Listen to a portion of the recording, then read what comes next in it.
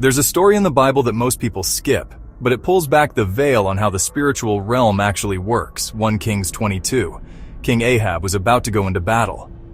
But a prophet, Micaiah, shows up and gives him a terrifying vision. I saw the Lord sitting on his throne and all the host of heaven standing beside him. And the Lord said, "Who will entice Ahab into battle so that he may fall?"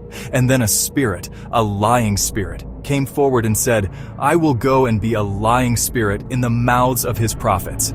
And God said, "You will succeed. Go." Now hear me clearly. God did not lie. He did not tempt Ahab, but he allowed a lying spirit to execute judgment. Why? Because Ahab's heart was already rebellious. The deception wasn't forced, it was permitted, because his desire was already set against truth.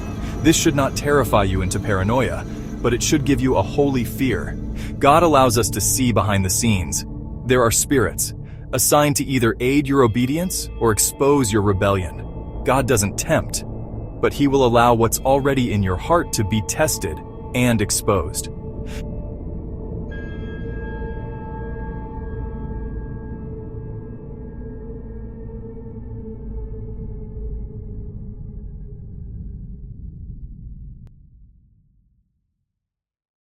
Temptation never comes dressed like a demon. It comes dressed like your desire.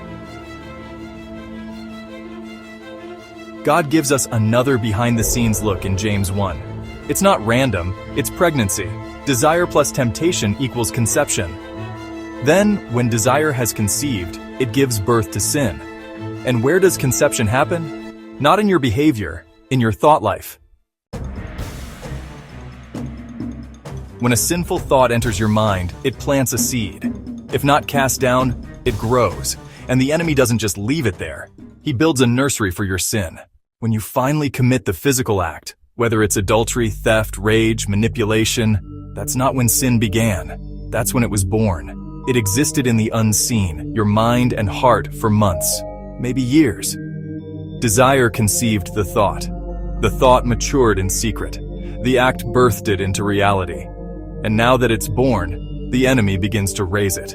Like a child, sin has stages. Infant feels small, manageable.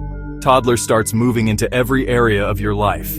Teenager defiant, out of control, addictive. Adult full-blown stronghold. Death, the harvest of unchecked rebellion. But God doesn't just reveal this to scare you. He shows it so you can stop it early.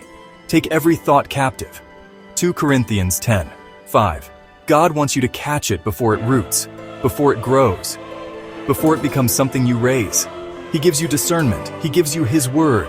He gives you warning signs, like He gave Ahab. There's a war over every seed, every thought, every desire.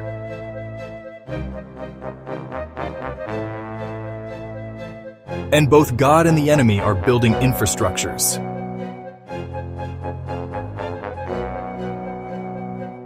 One is building toward life, purpose, and fruit.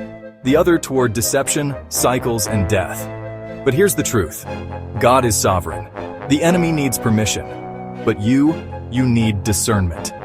Because what starts as a seed can end as a sentence if you don't guard your mind.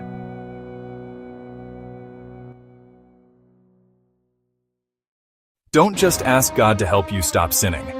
Ask Him to help you catch the seed before it grows. The earlier you resist, the easier you escape.